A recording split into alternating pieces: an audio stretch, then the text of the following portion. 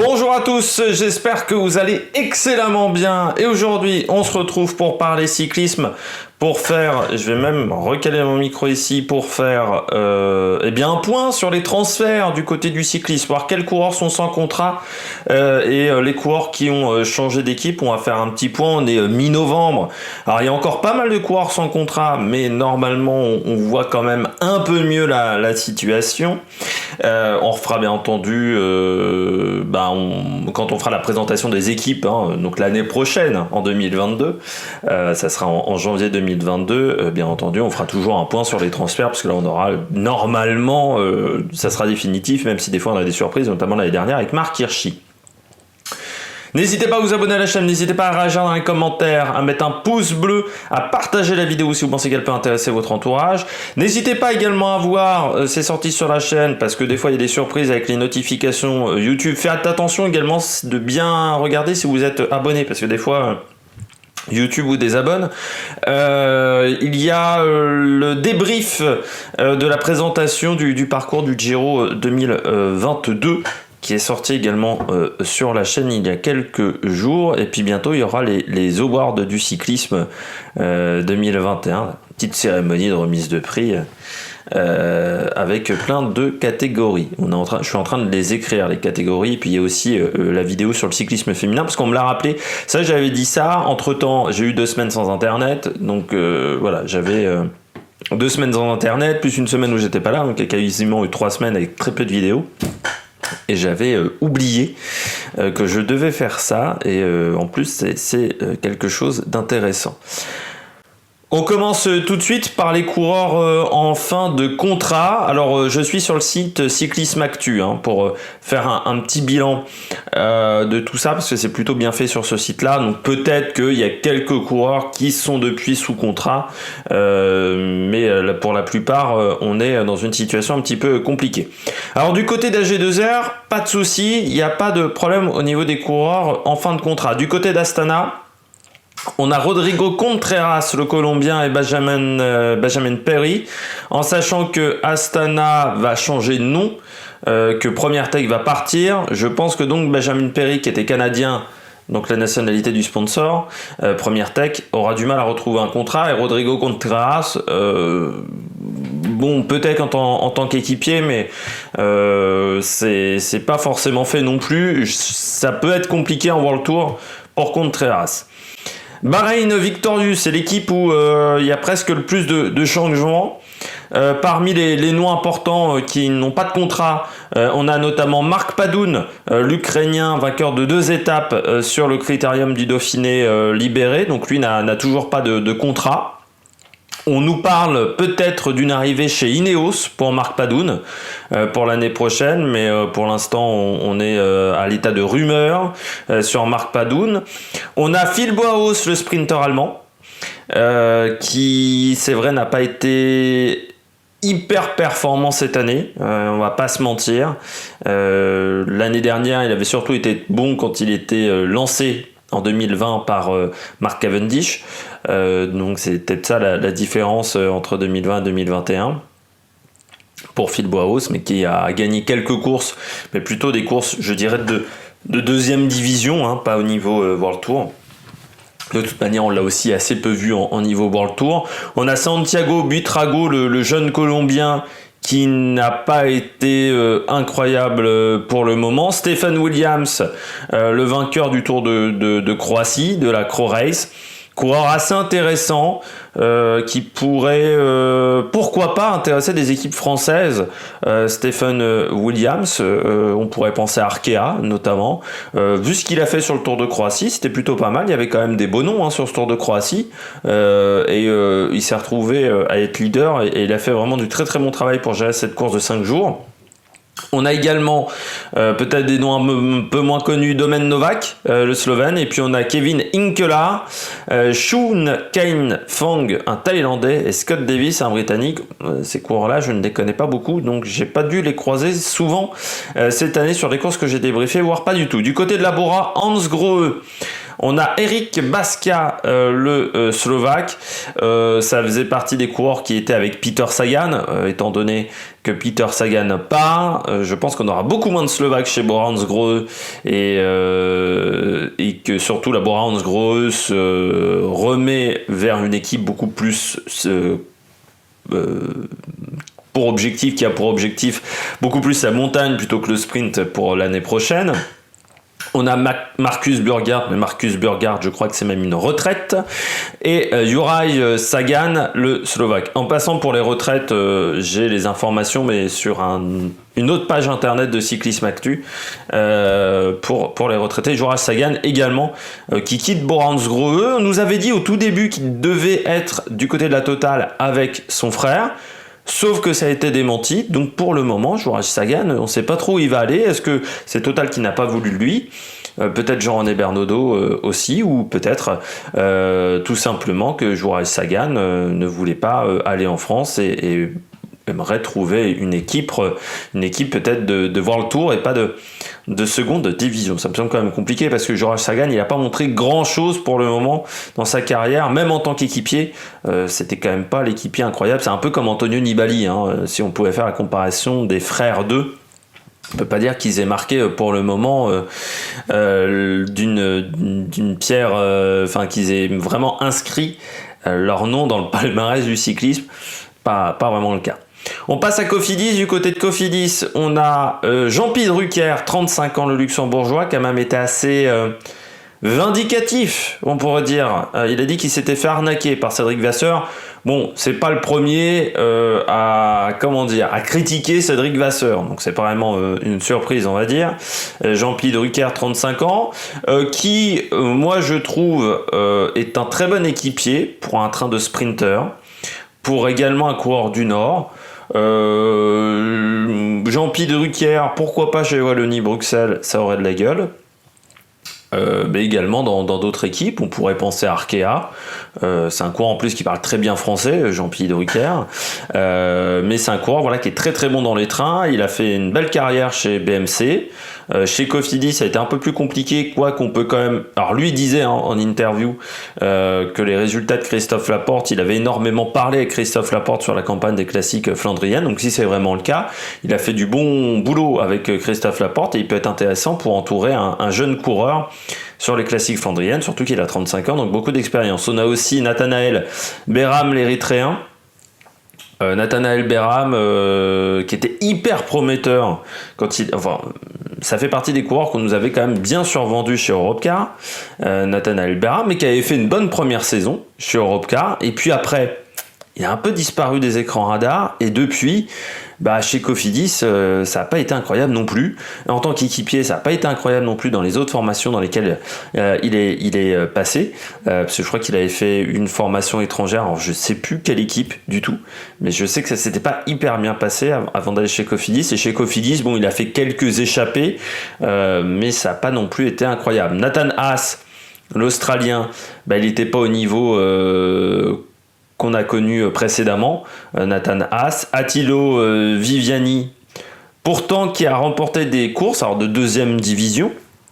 Attilio Viviani, mais le fait d'avoir le départ d'Elia Viviani vers Ineos, c'est sûr que ça complique la tâche pour Attilio. Est-ce que Attilio suivra son frère chez Ineos, ou est-ce qu'il ira, ou est-ce qu'il continuera peut-être chez Cofidis, parce que pour moi c'est un coureur qui est assez intéressant pour Cofidis, ou est-ce qu'il ira rejoindre une équipe italienne ou étrangère. Et puis Emmanuel Morin, qui, c'est vrai, n'a pas montré grand-chose cette année. Emmanuel Morin, beaucoup d'abandons, beaucoup de chutes pour le coureur français. Et déjà en 2020, il avait fait une année intéressante, mais peut-être pas suffisamment bonne pour une équipe voir le tour. Emmanuel Morin, c'est un coureur qui est breton, qui arrivait assez tard dans les rangs des professionnels, qui avait fait notamment un tour de l'avenir avec l'équipe, je crois, de Bretagne. J'avais vu ça, il y avait eu un reportage YouTube sur cette course-là où il avait été intéressant. mais c'est peut-être pas un top coureur sprinter, c'est peut-être plus un coureur pour un train de sprinter plutôt qu'un leader au niveau des sprints ou même comme poisson pilote. On passe à Deceuninck Quick-Step. Du côté de Deceuninck Quick-Step, et ben c'est peut-être le coureur qui est le plus attendu, c'est Mark Cavendish. C'est en discussion. Mais c'est en discussion depuis quand même pas mal de temps pour un contrat pour Mark Cavendish. Ça commence à être long. Je pense que Patrick Lefebvre ne veut pas d'une hausse de salaire aussi importante que Mark Cavendish souhaite. Et c'est là le problème. Faut aussi pas négliger que Mark Cavendish a 36 ans. Et quand on est sprinter, 36 ans, c'est un âge canonique. Alors, il peut peut-être avoir encore une année, 2 années super, mais c'est faire un pari sur l'avenir. Est-ce que Patrick Lefebvre va faire un pari sur l'avenir autour de Mark Cavendish? C'est la grosse question qu'on peut se poser.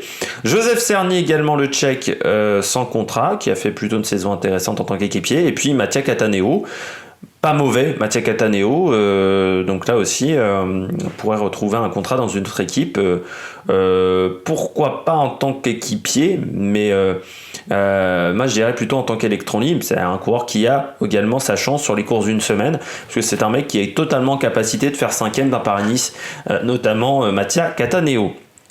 Du côté de F, pas mal de changements du côté de F Education. On a également des inquiétudes financièrement sur F Education, parce que l'année dernière, je rappelle que EF Education, c'est une entreprise qui fait des voyages scolaires à l'étranger. Donc si vous avez 15 ans et que vous voulez faire un voyage linguistique aux États-Unis, vous avez de grandes chances de passer par EF Education. Autant vous dire qu'avec la situation avec la Covid, c'est quand même un business qui s'est pas hyper bien porté. Et donc, on avait beaucoup d'inquiétudes pour cette équipe il y a quelques temps. Parmi les coureurs importants qui sont toujours sans contrat, on peut parler de Jonathan Caicedo, l'Équatorien, qui est quand même un bon puncher. On peut penser également à Sébastien Langevel, mais qui commence à être plus tout jeune, le Néerlandais, dans l'équipe gérée flandrienne, mais qui n'est plus tout jeune, il doit avoir 33-34 ans, Langevel, voire peut-être même plus. Que l'Heureux, un petit peu pareil, le Belge, qui pourtant a très très bien emmené Kort Nielsen, notamment sur une de ses victoires sur la dernière Vuelta. On a Alex Howes, l'américain, Lachlan Norton, le spécialiste des sandales pour cyclistes. Je ne sais pas si vous avez vu cette vidéo de GCN. Alors, vidéo sponsorisée, on était sur un public reportage. Mais voilà, c'est Lachlan Norton qui a popularisé ça. Et puis Logan Owen, Tom Scully également, le Néo-Z. Néo-zélandais, très bon coureur, mais presque meilleur sur la piste que sur la route. Et puis James Whelan, l'Australien. Du côté de la Groupama FDJ, c'est Romain Seigle. Ça sera compliqué, équipier Romain Seigle.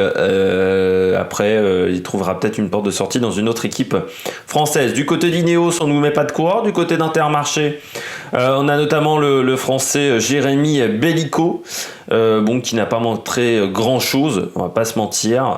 Pas très performant chez les espoirs. Bon, même si des fois on a des surprises, c'est de moins en moins le cas.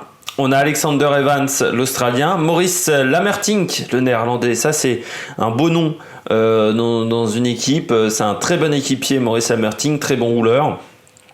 Riccardo Minali également, et puis Simone Pettielli, les deux Italiens qui sont également sans contrat. Norman Vatra, l'Estonien chez Israel Startup Nation. Du côté de la Lotto, pas de coureurs sans contrat. Du côté de la Movistar, on a Juan Diego Alba, Gabriel Culeg et Sébastien Mora qui fait également pas mal de pistes. On l'a notamment vu du côté de l'UCI Champions League de la piste. Je sais plus comment il faut le dire en français. C'est un nom. Je dois en parler également. Je dois faire le débrief de cette première course du côté. Je vais le faire à la suite même, je pense. Du côté de la Bike Exchange, on a Tsabou Gremay, l'Éthiopien, qui est un pas mauvais équipier, mais c'est vrai que cette année on l'a peu vu. Michael Nieve, je pense que c'est une retraite pour l'Espagnol. Barnabas, le Hongrois. moi, je pense qu'il faut lui laisser sa chance. Encore en hongrois. Christopher Julianson, ça c'est un très bon équipier. Michael Edburn également l'Australien. Et Caden Groves également un Australien. Jeune coureur australien, Caden Groves. Que lui aussi, j'aimerais qu'on lui laisse qu'on essaye de lui garder un contrat pour voir ce que ça peut donner dans les années à venir. Du côté de la DSM, c'est Martin Salmon et Martin Tusveld, le néerlandais. La Jumbo-Visma, c'est Christophe Finksten, mais je crois que c'est également une retraite pour lui. Du côté de la QBK, encore des coureurs sans contrat, en sachant que cette équipe peut ne pas repartir l'année prochaine. Il y a même de grandes chances qu'elle ne reparte pas l'année prochaine. Donc on a des beaux noms, on a notamment Sander Armé, Carlos Barbero, Kilian Franchini le Suisse, mais qui n'a pas montré grand chose cette année, Reinhard Jens van Rensburg, meilleur sur un home trainer que dans la réalité, on va dire. Domenico Pozzovivo, mais qui est quand même plus tout jeune. Dylan Sunderland également. Robert Power, Lindemann, Dlamini, le sud-africain, Vingebo le danois et Stockbro également, un danois qui est pas mauvais également, Stockbro. Du côté de la Trek, c'est Charlie et Quaterman, le britannique. Du côté du AE, il y a Formolo, notamment. C'est le deuxième grand nom de cette liste, Davide Formolo. Le spécialiste du Tour d'Italie, on peut le qualifier comme ça. Il y a Youssif Mirza, mais qui est un coureur des Émirats Arabes Unis, qui n'a pas montré grand-chose, on va pas se mentir. Et puis Camilo Munoz et Richezze. Ça sent quand même la fin de carrière pour Maximiliano Richezze. On va réussir à le faire dans l'ordre. Du côté d'Alpecin, on a Edward Anderson, Lorenz De Vries, également Alexander Richardson, le britannique, qui, c'est vrai, on nous l'avait bien vendu, mais il n'a pas montré grand-chose. Et puis Julien Vermotte, le belge. Et du côté d'Androni, on a Vacchiaruti, pas de coureur chez BNB Hotel. On va passer dans les autres équipes françaises chez Delco, pas mal de coureurs, mais je rappelle que Delco ne repartira pas normalement l'année prochaine avec Luca De Rossi, Justin Jules notamment, Evalda Siskevicius qui est peut-être le nom le plus intéressant, et Mauro Finetto également. On a également Frapporti, Paccioni et Wackerman du côté des Holocometa. Ce sont des coureurs intéressants. Du côté d'Arkea, c'est Winner Anacona et Thomas Bouda. Sachant que Thomas Bouda, je crois, voulait se concentrer sur la piste. Et Winner Anacona, on ne peut pas dire qu'il ait montré énormément de choses du côté de chez Arkea. Et puis on veut peut-être avoir moins de Colombiens dans l'équipe, vu les doutes, encore une fois, de l'affaire de dopage, qui pour l'instant, enquête toujours en cours, qui pour l'instant n'a donné rien. Vous vous souvenez de cette garde à vue, notamment du frère de Nero Quintana. Du côté de la Total Energy, c'est Leonardo Bonifacio, Jérôme Cousin, Damien Godin, lui, part. Jérôme Cousin, je pense également, part aussi. Mais pour l'instant, Damien Godin, ça semble une retraite. Donc là, Jérôme Cousin, on n'a pas eu plus d'infos, mais ça me semble compliqué qu'il arrive à continuer. Damien Godin, qui était déçu, même, disait que l'équipe est en train de changer et qu'elle ne change pas vraiment en bien. Et puis Niki Terpstra qui devra avoir une année de contrat supplémentaire. C'était les dernières infos. On est à combien de minutes de vidéo ? On va poursuivre, on est déjà à 18 minutes. Ça va être une vidéo longue encore. On va passer équipe par équipe. Maintenant, avec les transferts, véritablement les transferts de la saison 2022. On va commencer par AG2R. AG2R avec l'arrivée de Clément Berthet de Delco, également de Antoine Rogel de la Conti. Ça, c'est un beau recrutement, je trouve. On a également Félix Gall de la DSM.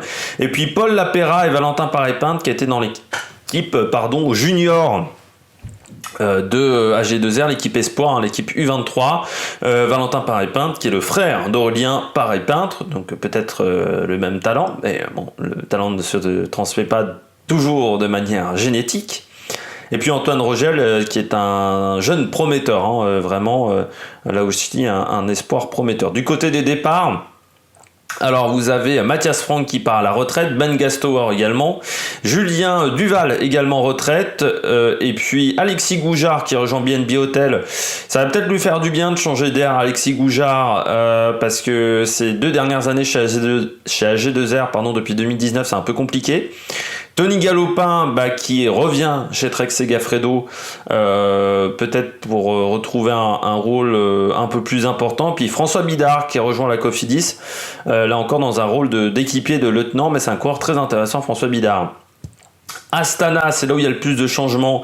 Astana Premier Tech qui va devenir Astana Kazakhstan Team. Donc on va dire que ça reprend l'idée de départ de Astana, c'est-à-dire d'être une équipe sponsorisée uniquement par le Kazakhstan, parce que je rappelle que Astana est le nom de la... Alors je sais plus si c'est encore la capitale du Kazakhstan, parce que je crois qu'ils avaient décidé de changer la capitale du Kazakhstan, mais c'était le nom à sa création de la capitale du Kazakhstan. Je rappelle l'équipe qui a été créée par Alexander Vinokourov à la suite de l'affaire Puerto, où son équipe, la Liberty Seguros, qui était à l'époque dirigée par Manolo Sainz, le sponsor était parti, et surtout, le problème c'est qu'il ne pouvait pas faire le Tour de France, et il avait pu comme ça gagner la Vuelta. Du côté des arrivées chez Astana, les frères Nibali, Vincenzo et Antonio qui viennent de la Trek. Pour Vincenzo Nibali, est-ce qu'il est encore en capacité de faire des bons classements au général des grands tours ? Moi j'ai des doutes. Est-ce qu'il aura également la bonté d'esprit, on va dire, de se mettre au service d'un autre leader ? Ça me semble compliqué aussi, notamment Lutsenko. On a également Gianni Moscon, Leonardo Basso et Sébastien Henao. Gianni Moscon qui aura un rôle de leader, très clairement dans cette équipe. Sur les classiques, ça sera son rôle, lui qui a failli remporter Paris-Roubaix cette année, on le rappelle, qui a remporté 2 étapes sur le Tour des Alpes. Leonardo Basso, c'est de la famille de Ivan Basso, et Sébastien Henao, c'est le frère de Sergio Henao, frère ou cousin, je crois que c'est le frère. David de la Cruz, ça c'est un beau recrutement avec Joe Dobrowski, là également très beau recrutement, Valerio Conti, là aussi très beau recrutement, et Alexander Rabutchenko un peu moins bien, eux ils viennent de la UAE. On a Nürburgring Nuli Kassim de Vino Astana Motors, donc ça c'est l'équipe de formation de Astana. On a Michele Gazzoli de la Kolpak, également Kolpak Balan, qui est une équipe qui forme pas mal de jeunes coureurs. Simone Velasco de la Gazprom, il y a toujours eu des relations assez proches aussi avec l'équipe Gazprom. Et puis Andrei Zeiss qui revient au pays après être passé chez Bike Exchange. Du côté des départs, on a Vlasov qui rejoint la Bora, on a beaucoup de départs bien entendu vu qu'il y a beaucoup d'arrivées, Gregard qui arrive chez Uno X, Meraoui Kudus qui rejoint EF, Oscar Rodriguez, Alex Aramburu, Gorka Izaguirre et Miguel André Lopez qui rejoignent la Movistar, donc tous les Espagnols quasiment partent. Yoni Izaguirre, ça sera la Cofidis, Fuglsang et Hugo Houle, Israël. C'est triste quand même de perdre, je trouve, Fuglsang qui est quand même un très bon coureur. Luis Leon Sanchez qui va finir sa carrière certainement du côté de la Bahreïn. Et puis Nikita Stalnov qui part à la retraite, Matteo Sobrero qui rejoint la Bike Exchange et Omar Friday qui rejoint Ineos dans un rôle d'équipier. Chez Ineos pour Omar Friday, c'est peut-être pas le meilleur choix de carrière au monde. Du côté de la Bahreïn, des arrivées, beaucoup d'arrivées, peu de départs du côté de cette équipe, avec l'arrivée de Philippe Machechouk du côté de l'équipe Léopard, qui est une équipe continentale. Alors je ne connais pas ce coureur. Luis Leon Sanchez, on vient d'en parler, chez Astana, c'est un excellent équipier. Surtout pour les grands tours, coureurs d'expérience. Johan Price Pietersen qui vient du NOX, ça fait partie, c'est quand même une équipe de 2e division qu'on a quand même pas mal vu. Jascha Sutterling qui arrive de la DSM, bon équipier notamment pour les sprinters. Eduardo Zambarini qui vient de Zalf Euromobile Floor, Alessandro Osorio de la Cara Rural, là ici très bon équipier. Puis du côté des départs, Marco Haller qui rejoint la Bora et Marcel Seeberg et Eros Capecchi qui prennent leur retraite. C'est tôt pour Capecchi, coureur qui n'a jamais vraiment réussi à montrer, je pense, l'entièreté de son talent. Il était très bon chez les espoirs et puis chez les professionnels, il a souvent eu un rôle d'équipier. Du côté de la Bike Exchange, on a déjà parlé de l'arrivée de Matteo Sobrero. On a Kelland O'Brien, néo-pro, Jesus David Pena qui vient de l'équipe Columbia Tierra de Atletas donc et je pense l'ancienne équipe Columbia qu'on avait vu notamment en deuxième division. Lawson Craddock de EF, donc Lawson Craddock, très très bon coureur, très bon recrutement de la part de Bike Exchange. Et puis Alexandre Balmé qui vient de la Conti Groupama FDJ, qui a fait également des choses intéressantes. Du côté des départs, on a Brank Boldwalter qui part à la retraite, Esteban Chavez qui rejoint EF Education Nippo, Robert Stannard qui rejoint Alpecin Phoenix. Il aura un rôle très intéressant, Robert Stannard, surtout sur le classique. Et puis André Zeit, qu'on a dit déjà précédemment, qui rejoint Astana. Du côté de la Bora, c'est une équipe où il y a pas mal de changements, avec l'arrivée de Sam Bennett et de Shane Archbold du côté de la Deconinck Quick-Step. Sam Bennett qui vient avec son poisson pilote, donc ça c'est vraiment il y a la meilleure situation possible. Danny Van Poppel qui a fait une saison très intéressante, notamment sur le classique, mais également sur le Tour de France avec Intermarché Montigobert. Ryan Mullen de la Trek, donc ça c'est aussi pour l'équipe, je dirais, sprint. On a Jane Lay, le coureur de la DSM, qui a eu une année 2020 très compliquée, avec pas mal de chutes, pas mal de blessures, après une année 2021, compliquée, parce que l'année 2020 avait été plutôt très bonne, avec notamment sa deuxième place sur le Giro. Sergio Higuita, le coureur d'EF Education Nippo, qui a failli avoir son contrat arrêté vite du côté de la EF, parce qu'il a posé sur une photo avec le vélo de l'équipe Bora, et EF n'a pas du tout apprécié. Il a dû s'excuser en public. Mark Waller de la Bahrain Victorious, Alexandre Vlasov d'Astana.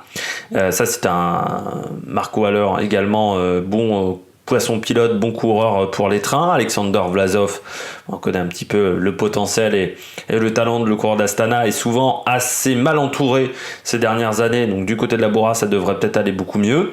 Jonas Kor d'Intermarché, et puis Sian Huijtebroeks, qui fait partie vraiment des pépites cette année, des espoirs, même s'ils sont... C'est espoir aux juniors même, Huijtebroeks. Et Louis Jo Lourd, qui vient également de la Team Auto Eder Bayern, donc équipe jeune.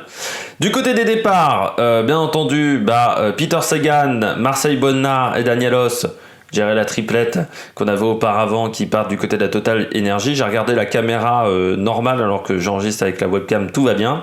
Rudiger Selig et Michael Schwartzmann du côté de la Lotto, et Andreas Schillinger qui part à la retraite, et Ackermann qui rejoint UAE Team Emirates. Donc bien entendu on ne peut pas avoir 150 sprinters dans une formation. Sam Bennett aura quand même beaucoup de poids sur les épaules, mais normalement il sait très bien gérer ce genre de choses. On passe à la Cofidis. Du côté de la Cofidis, pas mal d'arrivées, et quelques départs aussi, des départs importants. Du côté des arrivées, Brian Cocard, coureur de la BNB Hotel, qui rejoint donc Cofidis en tant que sprinter. On aura également David Chimolai et Alexis Renard d'Israël Startup Nation. Alors, est-ce que Chimolai sera leader au niveau des sprints? On ne sait pas trop comment ça va se passer du côté des sprints, parce qu'il va y avoir quand même pas mal de bons coureurs, de bons sprinters.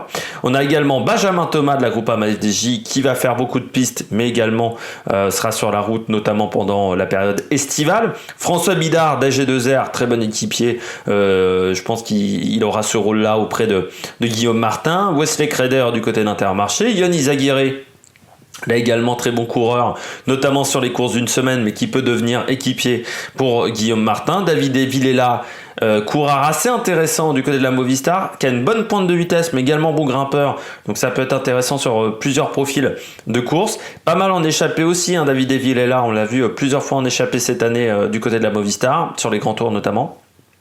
Et puis Max Walscheid du côté de la QBK, bon rouleur, bon sprinter, donc difficile à dire entre Cocard, Chimolai, Walscheid, qui sera leader au niveau des sprints, qui prendra la relève de Christophe Laporte et d'Elia Viviani, c'est difficile à dire. Donc du côté des départs, Christophe Laporte qui rejoint la Jumbo, Elia Viviani qui rejoint Ineos, Nicolas Hidé qui rejoint Arkea Samsic, Fernando Barcelo, lui, part chez Cara Rural, et puis Fabio Sabatini qui part à la retraite. Du côté de la Deconinck, qui va devenir Quick-Step Alpha Vinyl l'année prochaine, eh bien des arrivées, Martin Svresek, qui est un junior, il sera stagiaire à partir de juillet 2022. Ethan Vernon, qui est un néo-pro. Stan Van Tricht, du côté de SEG Racing Academy. Équipe également de formation de jeunes coureurs. Louis Vervaeke du côté d'Alpecin et Mauro Schmidt qui vient de la QBK. En fait, les départs ne compensent pas forcément, les arrivées ne compensent pas forcément les départs, avec notamment Sam Bennett et Shane Archbold, on a dit qu'ils rejoignent la Hansgrohe.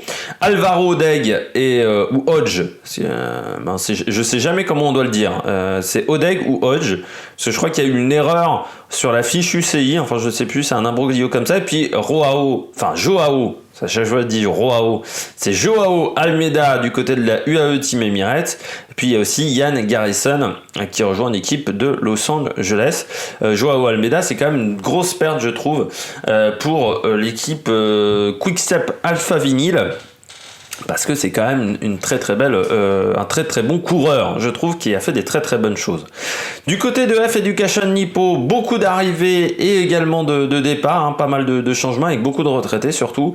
Arrivée d'Esteban Chavez du côté de la Bike Exchange qui tentera de se relancer, mais j'ai l'impression qu'avec Esteban Chavez on attend la relance quand même depuis de nombreuses années. Odd Christian Ecking, très bon coureur, qui a notamment porté le maillot de leader sur la dernière Vuelta, mais bon puncher.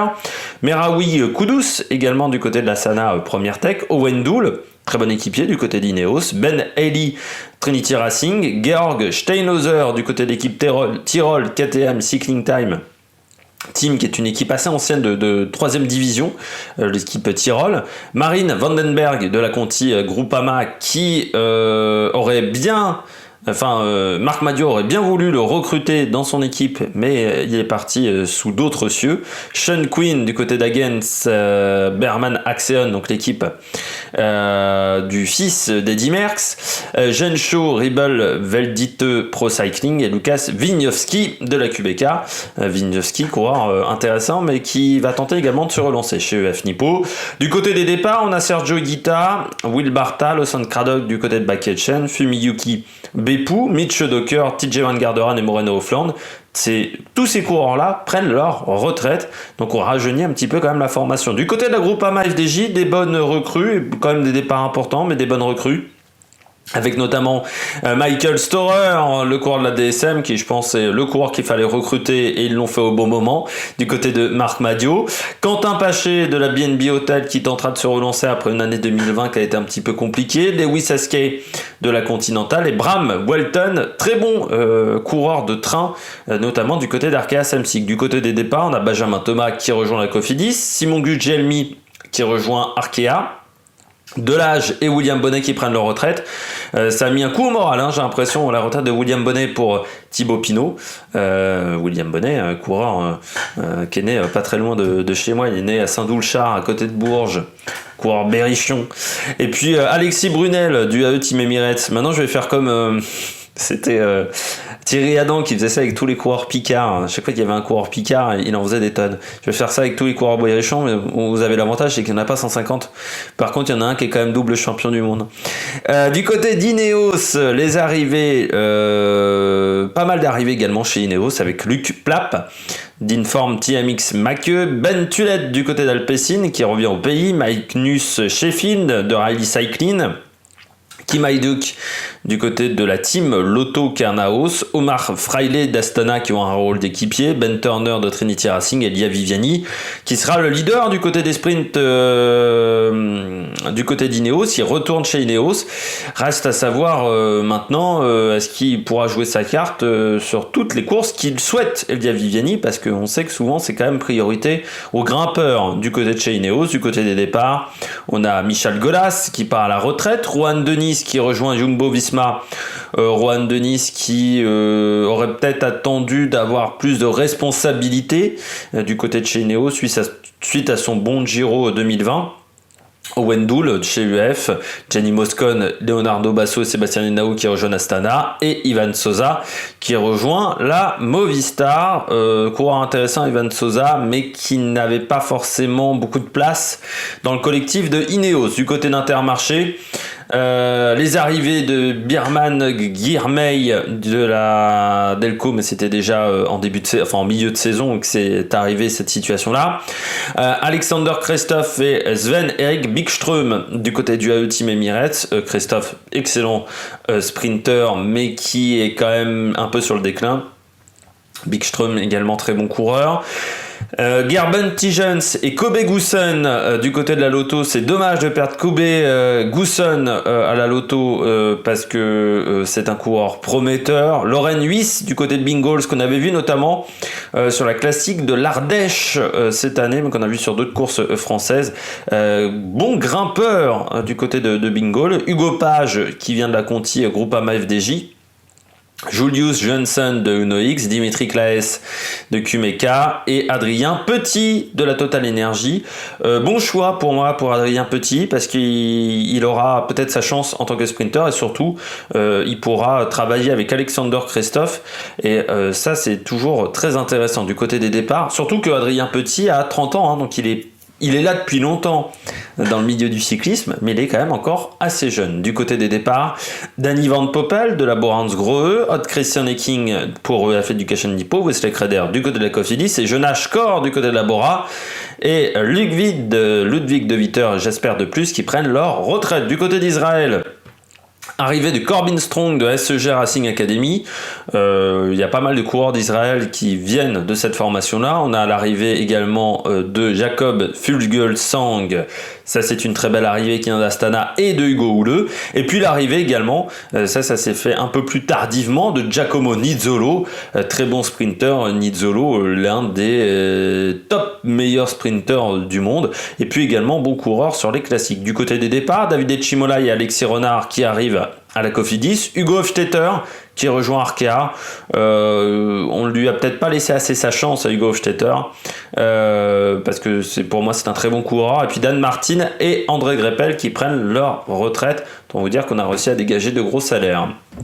Du côté de la Jumbo, arrivée d'un Français, Christophe Laporte, qui vient de la Cofidis. Pour moi, c'est un choix intéressant de carrière. Il pourra déjà, il va aider énormément Wout van Aert sur les classiques. Et puis, est-ce qu'il ne pourra pas jouer sa propre carte également sur certaines courses en tant que sprinter? On aura également Tosh van der Sande du côté de la Lotto. Et puis, est-ce qu'il sera totalement équipier du côté des classiques flandriennes? Parce qu'il a montré quand même des très très belles choses.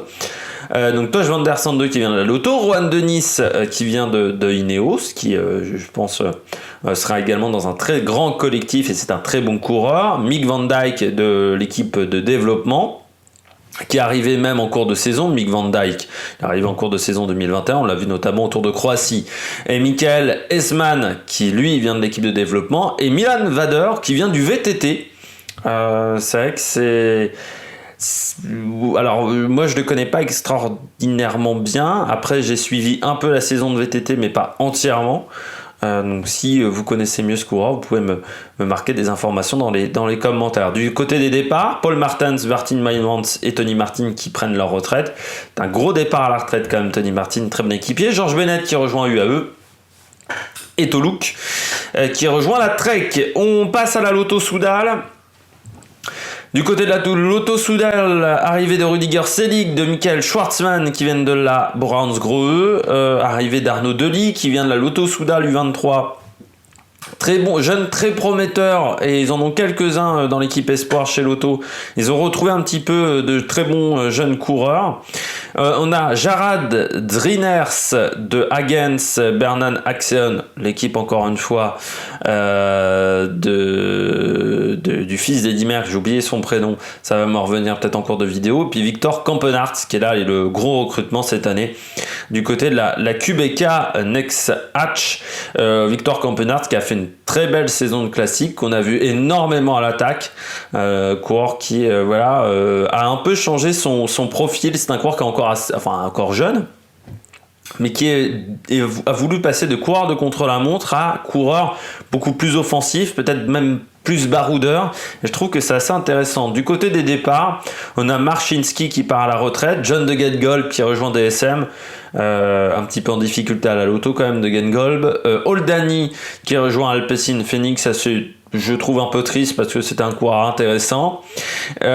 Tijans et Kobe Gusson, là aussi coureur intéressant, Kobe Gusson qui rejoint l'Intermarché, Tosh van der Sande qui rejoint la Jumbo. Du côté de la Movistar, pas mal d'arrivées, des départs également, avec l'arrivée d'Oscar Rodriguez, d'Alex Aramburu et Gorka Izagirre qui viennent d'Astana.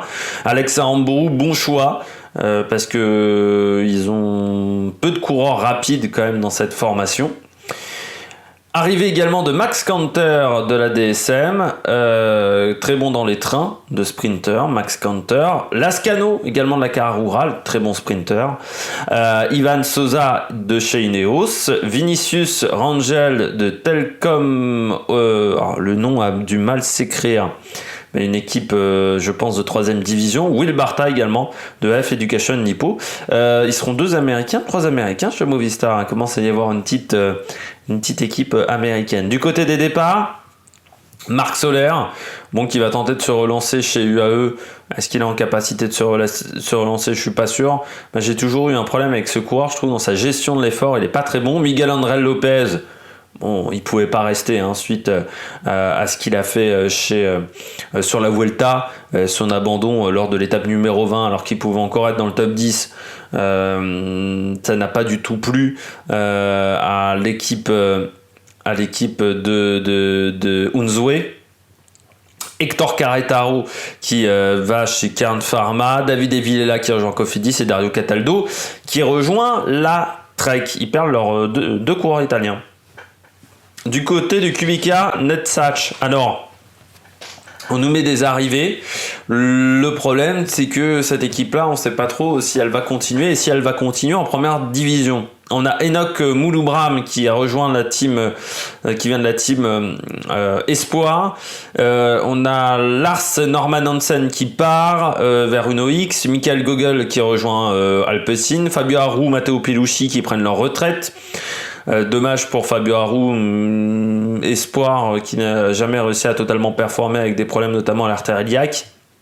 Dimitri Claes qui rejoint Intermarché, Victor Campenard qui rejoint la Lotto, Nizzolo Israël, Vignoski qui rejoint EF, Vachek qui rejoint l'équipe Tyrol, Valscheid qui rejoint Cofidis, Stanfield qui rejoint Ribble, une équipe 3ème division également, et Mauro Schmidt qui rejoint la Quick Step. Du côté de DSM, des arrivées, mais quand même des gros départs. On va voir comment ça va fonctionner. Après, c'est une équipe qui a souvent des gros départs. Et voilà, qui a souvent beaucoup de turnover. Du côté des arrivées, Degenkolb, Rodenberg et Jonas Iversby qui viennent de Uno X et Degenkolb, ça vient de la Lotto. Henri van der Nabele et Merhofer et Henschkine qui viennent de l'équipe U23. Et du côté des départs, on a Jane Lay qui rejoint la Bora, Storer qui rejoint Groupama, Félix Gall qui rejoint AG2R, Max Canter qui rejoint la Movistar, Chadaga qui rejoint Rally Cycling. Chadaga qui vieillit un petit peu aussi, même si c'est un très bon rouleur. Du côté de la Trek, beaucoup d'arrivées et également beaucoup de départs, pas mal de turnover dans cette formation, avec notamment le retour de Tony Galopin, qui vient d'AG2R, Simon Pello, le coureur d'Androni Giocattoli, Seria, le baroudeur, qui rejoint cette équipe-là, en sachant que je pense que c'est le sponsor italien qui a voulu de l'arrivée de Simon Pello, même s'il est suisse, on sait qu'il est très connu en Italie, notamment par son passage chez Androni et par ses nombreuses victoires sur les classements annexes sur le Giro. Marcus Ulgaard qui vient d'Uno X, très bon coureur aussi Ulgaard, on l'a vu dans pas mal de courses. Otto Vergade du côté d'Alpecin, John Aberastouri, très bon coureur Aberastouri, le sprinter de Cara-Rural. Anton Toluk du côté de la Jumbo-Visma, j'ai dû confondre en sachant, je sais plus qui j'ai dit... oui, c'est Lascano. Lascano, il est pas sprinter chez Cara-Rural, c'est un baroudeur puncher, très bon coureur quand même, mais j'ai confondu avec Aberastouri. Anton Tuluk qui vient de la Jumbo-Visma, qui tentera de se relancer un petit peu et qui est quand même un bon équipier. Marc Brustanga de Cara-Rural, Filippo Baroncini de la Colpac, là aussi coureur jeune, coureur espoir, mais très intéressant Baroncini. Dan Houle de SEG Racing Academy, et puis Gario Cataldo de la Movistar, toujours un bon équipier. C'est quand même une équipe qui est pas très jeune. Quand on voit les recrutements, notamment de Galopin, notamment Cataldo, c'est des coureurs qui ont plus de 30 ans. Alors certes, il y a Ulgaard, Baroncini, Danoule. Baroncini qui a même été champion du monde en passant du côté de la Belgique, mais voilà, c'est quand même une équipe qui a tendance à vieillir pas mal. Du côté des départs, on a Con de Kort et Kerl Regnen qui partent à la retraite, Niklas Egg rejoint Uno X, Ryan Mullen rejoint la Bora, Michel Reis qui rejoint Arkea, Vincenzo Nibali Astana, Antonio Nibali Astana également, et Nicolas Conchi qui rejoint, on nous met la Trek Segafredo, c'est une erreur, donc je ne sais pas quelle équipe rejoint Nicolas Conchi. Du côté du AE Team Emirates, les arrivées de Finn Fisher Black, jeune coureur qui arrive en cours de saison, Félix Gross qui vient de Radnet Rose, une équipe de 3ème division, Alvaro Odeg, Hodge et Joao Almeida qui arrivent de la Conan Quick-Step, Pascal Ackermann de la Bora qui remplace, on va dire, Christophe du côté des sprinters, Marc Soler du côté de la Movistar, Georges Bennett du côté de la Jumbo-Visma, encore une sacrée équipe quand même des montagnes dans cette formation. Et puis Alexis Brunel de la Groupama FDJ, c'est un petit peu le transfert surprise. Du côté des départs, Alexander Kristoff et Sven-Erik Bikström qui rejoignent Intermarché, Marco Marcato qui prend sa retraite, coureur qui a eu un énorme palmarès, Marco Marcato notamment du côté de la Vacances Soleil, David Delacruz, Joe Dombrowski, Valerio Conti et Alexandre Ragushenko qui rejoignent Astana l'année prochaine. Du côté des pro teams, on va faire les pro teams les plus importantes. On va rejoindre et puis surtout les pro teams françaises. Alpecin, Phoenix. Eh bien, on a l'arrivée d'Oldani, l'arrivée de Gogol, l'arrivée de Stannard, de Maurice Ballerstedt qui vient de la Jumbo Visma Development, de Fabien van der Boche qui vient de Sport Vlaanderen. Les départs, c'est Ote Verhaeghe 2 qui rejoint la Trek, Ben Tullet qui rejoint Ineos, Louis Vervaeke qui rejoint la De Koninck, Philippe Walsleben, Patrovakoc et Roy Jens qui prennent leur retraite. Patrovakoc qui a pris sa retraite, qui avait une grosse chute, il a dit le fait de revenir, de faire un grand tour pour moi c'était presque l'apogée de ma carrière. Et puis Sacha Modolo qui rejoint la Bardiani. Du côté d'Androni qui va devenir Drone Hooper, Androni Giocattoli. On peut noter l'arrivée d'Edouard Grossou, de Brandon Alejandro Roras, coureur que j'ai vu également quelques fois sur la piste, départ de Simon Pello et de Manuel, enfin je crois me souvenir l'avoir vu sur la piste, et puis départ de Simon Pello, Manuel Tarozzi. Du côté d'Arkea Samsic, peu de départs, pas mal d'arrivées, notamment l'arrivée de Gugelmi de la Groupama, d'Alexandro Verret de la Colpac, de Kevin Vauquelin qui vient du VC Rouen, l'une des équipes amateurs assez importantes, Nicolas Hédé de la Cofidis, Hugo Hofstetter également d'Israël, et Michel Reis. Départ de Bram Velton et de Diego Rosa. Du côté de BNB Hotel, l'arrivée de Pierre Barbier de la team Delco, sprinter dont on nous vend depuis longtemps les mérites, mais moi j'ai pas trouvé qu'il était exceptionnel. C'est surtout, je trouve qu'il manque un peu de caisse, il abandonne souvent dans les courses, ou il a souvent du mal à finir dans le premier peloton. Miguel Heiderman qui vient de Léopard Pro Cycling, équipe luxembourgeoise. On a Alexis Goujard qui arrive de la G2R. On a également Victor Korecki qui vient du VTT, faudra voir. Il y a des coureurs qui sont passés de la route au VTT plutôt facilement, avec beaucoup de succès. On pense notamment à Cadel Evans. Je pense aussi à j'ai oublié le coureur français. Derrière Absalon, c'était JO 2008. Putain, j'ai des trous de mémoire là, on dirait Alzheimer. VTT. C'était Jean-Christophe Perrault, voilà, j'ai retrouvé. Jean-Christophe Perrault avait dû prendre un peu de temps pour s'adapter à la route. Donc des fois ça va vite, des fois ça va un peu moins vite, et des fois ça ne marche pas du tout. Je pense notamment à Miguel Martinez. Jordi Vallop également de sport, qui arrive de Sport Vlaanderen, et puis Raphaël Parizella qui vient, ou Parisella plutôt, pas Parisella plutôt, qui vient de l'équipe Les Sables Vendée Cycling. J'ai dit à l'italienne alors que c'est un coureur français. Du côté des départs, Reza, Bert de Backer, Backart, Van Genechten, Badjoli qui prennent leur retraite, Badjoli qui va devenir artisan.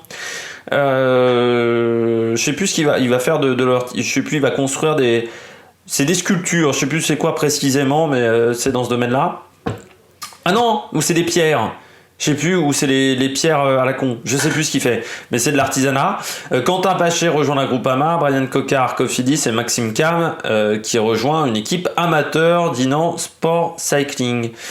Du côté Delco, tous les coureurs partent, vu que l'équipe ne reviendra pas en 2022. Et puis Total Energy, donc arrivée de Peter Sagan, Marseille Bonnard et Danielos. Sandy Dujardin et Alan Joussaune qui viennent de l'équipe Vendée. Et les départs, donc Romain Sicard qui avait déjà pris sa retraite, également Marlon Gaillard, alors là, des coureurs qui arrivaient qui arrivait très jeune chez Total Energy, sans vraiment de palmarès et qui repart quasiment comme il est arrivé dans l'anonymat. Je suis pas sûr que ce soit intéressant de faire monter certains coureurs en pro team quand ils n'ont pas fait de grandes performances auparavant. Et puis je regarde toujours la caméra alors que c'est la webcam qui enregistre, c'est un vrai problème chez moi. On a également Adrien Petit qui rejoint Intermarché, Florian Maître qui rejoint l'équipe amateur Laval Cyclisme 53, là aussi du côté de Florian Maître. On peut pas dire qu'il ait montré grand chose, sachant que Marlon Gaillard c'est lui qui avait lâché dès la partition asphaltée je crois sur le dernier Paris-Roubaix, je crois me rappeler. Voilà, je crois qu'on a fait le tour des principaux transferts. Cette vidéo va être extrêmement longue. Oui, on est quasiment à 50 minutes de vidéo. Je m'excuse pour le contre-jour, mais bon, je peux pas faire grand-chose avec la fenêtre. Voilà, à part mettre ma main comme ça, mais c'est pas très agréable. N'hésitez pas à réagir dans les commentaires, à vous abonner à la chaîne, à mettre un pouce bleu. Et puis nous, on se retrouve pour de nouvelles aventures sur la meilleure production. Ciao, ciao!